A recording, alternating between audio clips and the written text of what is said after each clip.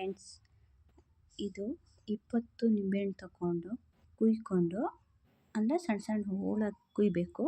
ಕುಯ್ದುಬಿಟ್ಟು ಇದನ್ನ ಒಂದು ಜಾಡೀಲಿ ಉಪ್ಪು ಹಾಕಿ, ಮೀಡಿಯಮ್ ಉಪ್ಪು ಹಾಕಬೇಕು, ಜಾಸ್ತಿ ಹಾಕಬಾರ್ದು. ಮೀಡಿಯಮಲ್ಲಿ ಉಪ್ಪು ಹಾಕ್ಬಿಟ್ಟು 2 ದಿನ ಬಿಡಬೇಕು. ಅದೆಲ್ಲ ನೆನೀತೆಲ್ಲ ಕರಗುತ್ತೆ. ಆಮೇಲೆ 2 ದಿನ ಆದಮೇಲೆ ಮತ್ತೆ ತಗೊಂಡು ಬಾಣಲಿಗೆ ಈ ಥರ ಹಾಕಿ ಸ್ವಲ್ಪ ಬೆಲ್ಲ ಹಾಕ್ಕೋಬೇಕು. ಬೆಲ್ಲ ಹಾಕಿದ್ರೆ ಬೇಯುತ್ತೆ ಈ ಥರ ಸೇಮ್ ಬೇಯುತ್ತೆ. ಇದು ಬೆಂದಾಗ ಪುಡಿ ಮಾಡಿ ಇಟ್ಕೊಂಡಿರ್ತೀವಲ್ಲ, ಸಾಸಿವೆ, ಮೆಂತ್ಯ 1 ಸ್ಪೂನು, ಅದೊಂದು ಅರ್ಧ ಸ್ಪೂನ್ ಅಷ್ಟೇ ಮೀಡಿಯಮಲ್ಲಿ ಹಾಕಬೇಕು. ಅಂದರೆ ನೋಡಿಕೊಂಡು ಅದು ಹಾಕಬೇಕು, ಇಲ್ಲಾಂದರೆ ಕೈಯೂ ಬರುತ್ತೆ. ನೋಡ್ಕೊಂಡು ಹಾಕ್ಕೊಳ್ಳಿ. ನೆಕ್ಸ್ಟು ಇನ್ನೊಂದು ಬಾಣಲಿಗೆ ಸ್ವಲ್ಪ ಎಣ್ಣೆ ಬಿಟ್ಟು ಇದಕ್ಕೆ ಸಾಸಿವೆ ಹಾಕ್ಕೊಂಡು ಬೆಳ್ಳುಳ್ಳಿ ಹಾಕಬೇಕು. ನಾನು ಬೆಳ್ಳುಳ್ಳಿ ಹಾಕ್ಕೊಳ್ಳಲ್ಲ, ನಾವು ಸ್ಕಿಪ್ ಮಾಡಿದ್ದೀನಿ. ನೀವು ಬೇಕಾದರೆ ಹಾಕ್ಕೊಳ್ಳಿ. ನೆಕ್ಸ್ಟು ಖಾರ ಪೌಡ್ರ್ ಹಾಕ್ಕೋಬೇಕು. ನೋಡ್ಕೊಂಡು ಹಾಕ್ಕೊಳ್ಳಿ, ಖಾರ ಇರುತ್ತಲ್ಲ, ನಿಮ್ಗೆ ಎಷ್ಟು ಬೇಕೋ ಅಷ್ಟು ನೋಡಿಕೊಂಡು ಹಾಕ್ಕೊಳ್ಳಿ. ಹಾಕ್ಕೊಂಡ್ಮೇಲೆ ಇದು ಹಾಕೋಬೇಕು ಅಂದಾಗ ಫುಲ್ ತಣ್ಣಗಿರಬೇಕು, ಹೇಳ್ತಾ ಇದ್ದೀನಿ. ಇದು ತಣ್ಣಗಾಗಬೇಕು. ನೆಕ್ಸ್ಟು ಇದು ತೋರಿಸಿದ್ನಲ್ಲ, ಇದು ತಣ್ಣಗಾಗದ್ಮೇಲೆ ಮಿಕ್ಸ್ ಮಾಡಬೇಕು. ನೋಡಿ ಫ್ರೆಂಡ್ಸ್, ಎಷ್ಟು ಚೆನ್ನಾಗಿ ಈ ಥರ ಬರುತ್ತೆ ನೋಡಿ.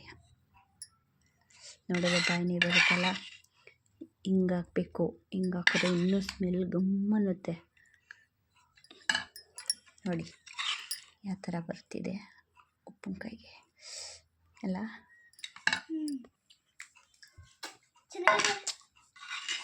ಮತ್ತು ಈಗ ಮಿಕ್ಸ್ ಮಾಡ್ಕೋಬೇಕು.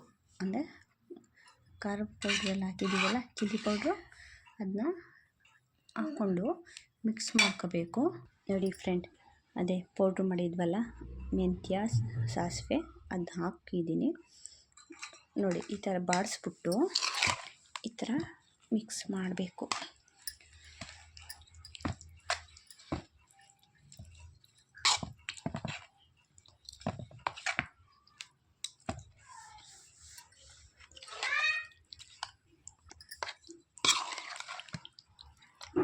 ನೋಡಿ ಫ್ರೆಂಡ್ಸ್, ಈ ಥರ ಬರುತ್ತೆ.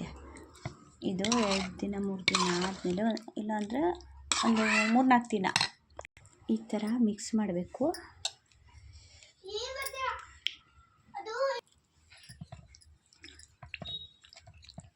ಸಪ್ಪೆ ಆಗುತ್ತೆ, ಅಂದರೆ ನಾವು ಸ್ವಲ್ಪ ಅದು ಉಪ್ಪು ನಿಂಬೆಹಣ್ಣಿಗೆ ಹಾಕಿರ್ತೀವಲ್ಲ, ನೋಡಿಕೊಂಡು ಮತ್ತೆ ನೀವು ಬೇಕು ಅಂದರೆ ಹಾಕೋಬೋದು. ಈ ಥರ ಮಾಡಿ ನೆಕ್ಸ್ಟ್ ಜಾಡಿ ಇರುತ್ತಲ್ವ, ಈ ಜಾಡಿಗೆ ತುಂಬಿಡಬೇಕು. 1 ವಾರ ಆದಮೇಲೆ ಇಲ್ಲ 5 ದಿನ ಆದಮೇಲೆ ನೋಡಿ, ಸೂಪರಾಗಿ ಬಂದಿರುತ್ತೆ. ಟ್ರೈ ಮಾಡಿ ನೋಡಿ ಮನೇಲಿ.